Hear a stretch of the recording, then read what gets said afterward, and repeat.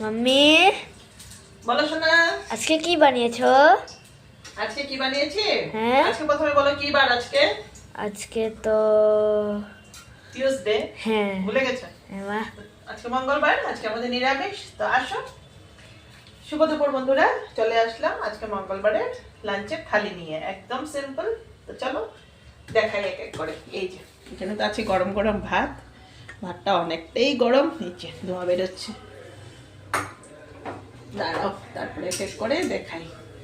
তারপর করলাম মিষ্টি কুমড়ো ভাজা। ঠিক আছে। এখানে আছে মিষ্টি কুমড়ো ভাজা, এখানে আছে উচ্ছে ভাজা।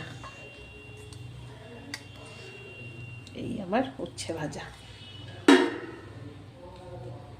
যেহেতু নিরামিষ একটু ভাজা পোড়া লাগবে। তারপর এখানে দেব মুগ ডাল আর রহর ডাল মিক্স করে করেছি আজকে।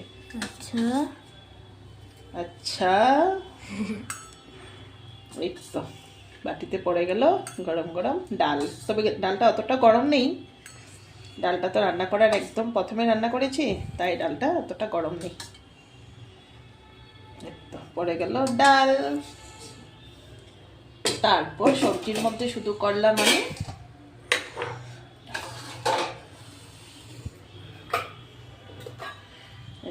বাটি, এই যে আলু আর পেঁপে দিয়ে, এদিকে দেখো বাবা, আলু আর পেঁপে দিয়ে সয়াবিনের সবজি রান্না করলাম। আজ অনেক দিন পর সয়াবিনটা রান্না করেছি না। আজকে কিন্তু পনির করি নেই, আমি জানি না আমার মেয়ে এখন খাওয়ার সময় কী বা করে, কিন্তু আমার ছেলে ভালো, আমার ছেলে ডাল দিয়েও খেয়ে নিতে পারবে, আর সাথে তো ভাজা আছে না বাবা, পামকিন ভাজা, তাও দিয়ে তুমি খেয়ে নেবে। কিন্তু এখন বনুকে নিয়ে আমার চিন্তা, আজকে মেয়ে কি দিয়ে খাবে, যেহেতু আমি পনিরটা করিনি। এটা কি পড়লো? ও, তারপর দিয়ে দিলাম শসা। আজকে শসাগুলো এইভাবে লম্বা লম্বা করে কেটেছি। হ্যাঁ,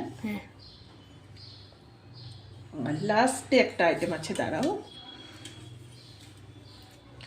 সাথে আছে টমেটো চাটনি। এই যে দুদিন আগে বানিয়েছিলাম, বলেছিলাম না ফ্রিজে রেখে দেব এই চাটনিটা। এই আমার টমেটো চাটনি।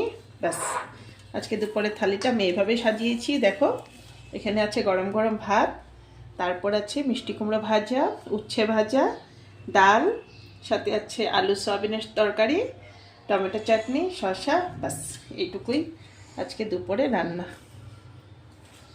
তো কেমন হলো বন্ধুরা, তোমরা আমাকে কমেন্টে বলে দিও। আশা করি সিম্পল লাঞ্চটা তোমাদের ভালোই লেগেছে।